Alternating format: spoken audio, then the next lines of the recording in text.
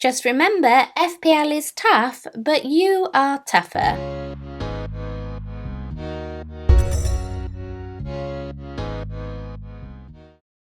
Hi guys, I'm FPL Nymphrey and welcome back to the home of FPL videos. I've had a bit of a clanger after dead-ending my team for Game Week 29, but before we take a look ahead to Game Week 29, let's take a look at how I got on in Game Week 28.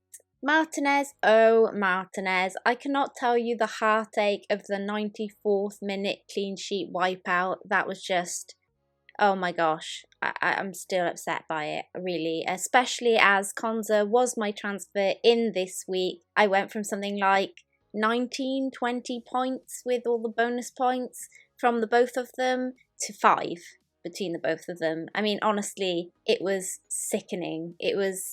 I really beat myself up for a couple of hours after that match. I was so upset by it. I feel like we all just need a moment for that Aston Villa 94th minute clean sheet wipeout. Okay, moving on. I don't know if I'm coming or going with this City defence. It's full-on roller coaster from week to week. Nothing from either of them last game week because they didn't even play. This week, an absolute mega haul from them, and they're carrying my team with their 26 points. That's taking up over half my overall points this week. I mean, I don't know if I should stick with them or sell them. It's absolute madness. I mean, every week is something different from them. I don't know what to say. I mean, we always say consistency is key with FPL, but then, you know, one week we're not getting anything, but the next week they far make up for that. So it's really difficult to know what to do with them. And with Wildcard coming up fast, I still haven't made up my mind on City players yet. So I'm a bit worried. In midfield, it's an absolute mess. There's really not much to report here this week. As you can see, Gundogan didn't play. Sonny went off with a hamstring injury. Rafinha seems to have fallen off of a cliff when it comes to his form. Bruno wasn't awarded the assist. Did it touch McTominay's hair on the top of his head? Who knows? I don't know. I'm filming this on Monday before the pool match, so I'm yet to know what Salah does. But yes, I stuck with Salah for the week. Based on current form, I have no idea what I was thinking, to be honest. But with the Bale blank and that early departure from him, which was a bit odd considering Jose needed to win the game. Strange. I'm just hoping Salah can get a little something tonight to help me out, really. Moving to my forwards, what an absolute shambles. I decided on the DCL out move to fund Mitchell to Konza. I really didn't want to sell DCL this week. I really had a feeling he might do something against Burnley, but I had no other way of getting a 29 player and funding Mitchell up to a playing defender without it, as you guys know from my last video. So basically prepping for one of the blanks or doubles has absolutely stuffed me over once again. Though if I had have gone Watkins instead of Antonio, it wouldn't have been so bad as Watkins got the assist. I just hope there's a lot of Antonio's goals have come against big teams that he might have got a little something against United. Kane captain was an absolute bust. As an Arsenal fan with 2 Spurs assets, it was a bit of a strange game to watch, I'm not going to lie. Don't know how Kane didn't score in the later half of that match with 1 goal disallowed and hitting the post. I think I'm glad he didn't score. I think I am. I mean, for Arsenal, I definitely am. But for my FPL team, it's a bit gutting, I gotta admit. That means these are my 3 top scorers at the time of recording this for Game Week 28. Cancelo, you know everything, John Storms, and well, Bruno, I guess, you know, because there's nobody else.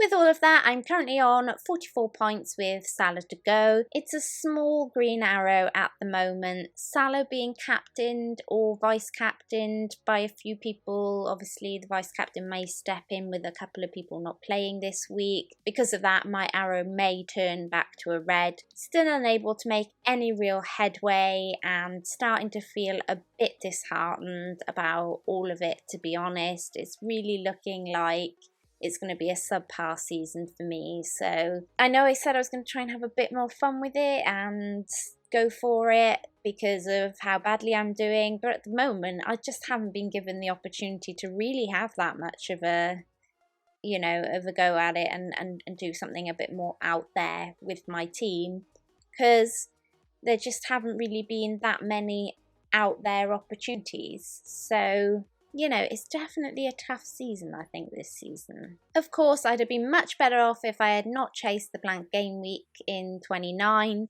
as if you watched last game week's video, you would have seen that Dallas was in my team and he, of course, kept the clean sheet. And also I was playing Dominic Calvert-Lewin, who got 6 points for his goal. So I could have been 12 points better off this week with 2 free transfers in the bank. Though, if I had rolled and I had wasted a transfer, I would have been 1 less player for game week 29, which, considering the other 2 injuries I've got this week, I haven't worked out yet whether that's aided me or whether it's hindered me, given I now don't have the 2 free transfers to use. So, something to think about in the future with coming seasons, I guess, is whether really dead-ending your team works, because every time I've tried to do it this season for a blank or a double, it's just gone horribly, to be honest with you guys. Looking ahead to blank game week 29, and this is how I'm currently lining up. The injuries to Bamford and Son have seen me go from 9 players with 1 free transfer to get to 10, down to 7 players with 1 free transfer to get to 8. So that's not great. Now I will of course await the news on them both. I think Bamford stands more of a chance than Son does, but let's see. I'm in a bit of a pickle right now with this team. I'm really not sure what to do with it. My move was Salah to Bale before the Son injury, though a good performance from Salah tonight and Sonny out for a long period may just see me switch Son to Bale as a potential transfer. If Son is okay and Salah blanks, then that Bale move may still be on. Or if Salah blanks again tonight and I make the Son to Bale move, then Salah to Grealish if he's back, which was originally my plan a couple of weeks ago, or even Salah to Lingard could be on the cards for a -4. There's a few other players I'd be considering for that -4 if I take it. Maybe a City defender to a Brighton one, or even Creswell for the double up. Not necessarily because I think West Ham will keep the clean sheet, but mainly because Creswell carries that attacking threat. If Bamford is out for a while, then my replacement would be Watkins. I regret not getting him at last game week, and many will own him this game week. You know what, on paper, that Spurs match looks a tough match, but Spurs are inconsistent in defence, and you know what, I think Ollie could grab a little something there, and of course he does have the extra fixture to be rescheduled yet as well, so he could have a double game week at some point. But honestly, I have a lot of cash tied up in these players, and whilst I have a wild card to get them back, I have to decide if I can afford the 1 or 2 week punt on selling them in order to be able to afford them back in the future. I'm sorry there's no fixed team for you guys. I really will be deciding this last minute. It will go down to the deadline wire for me, I think so. But injury news will be the deciding factor to my team this week. Lots of things still in play that could happen or could change. So keep locked on to my social media for updates. And of course, let me know what you guys think in the comments below, because I love to hear from you guys. My blank game week 29 captain is likely to still be Harry Kane, glutton for punishment. Yes, probably I am. I like the West Ham fixture against us, so Antonio is a possibility for the captaincy shout, but I thought Kane was very unlucky not to score against Arsenal, and his goal ruled offside and hitting the post was after Son had gone off injured, so he's still going to get those chances. I'm hoping Villa won't be that easy to crack, seeing as I've doubled down on their defence, but captaincy options are slim this game week, and as I just said, Harry gets his chances, so he'll likely get the armband too. Unless I decide just to do something really crazy, and that may come with whatever transfers I actually end up making in the end. But it definitely won't be on a defender, because I just never captain defenders.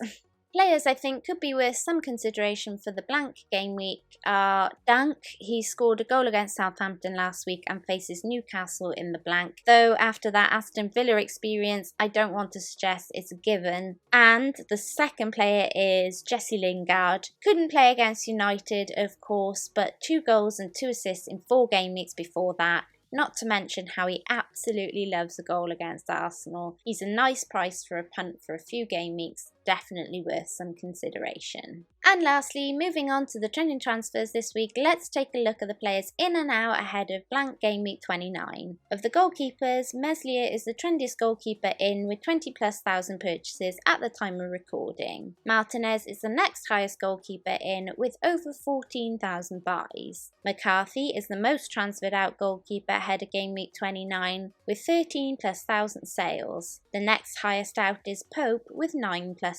sales. Of the defenders, Cancelo is leading the way out still with 35,000+ sales, despite his assist in game week 28.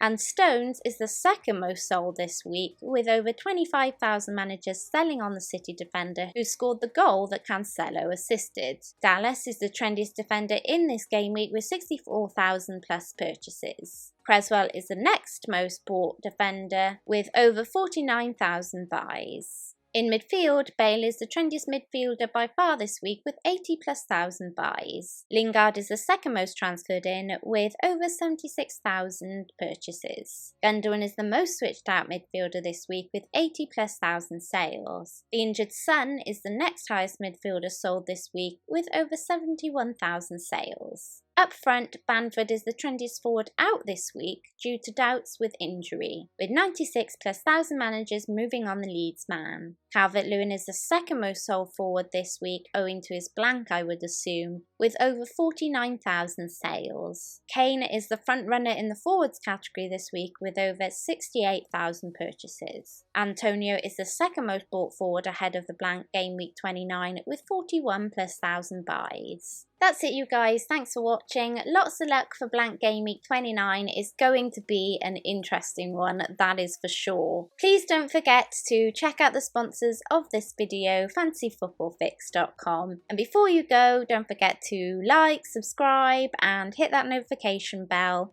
Until next time, Nymphria out.